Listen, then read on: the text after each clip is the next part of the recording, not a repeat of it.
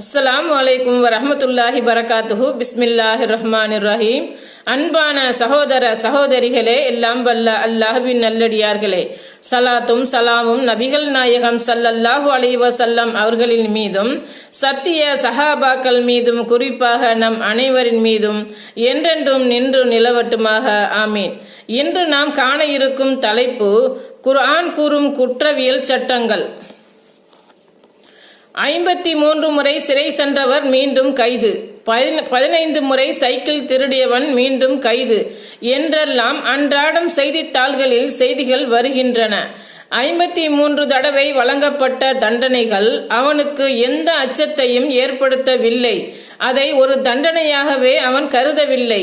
சிறைச்சாலைகளில் கிடைக்கும் வசதிகள் பற்றி மற்றவர்களும் தெரிந்து கொண்டதால் நேர்மையாக வாழ்ந்து கஞ்சிக்கு கஷ்டப்படுவானேன்? ஏதேனும் குற்றம் புரிந்தால்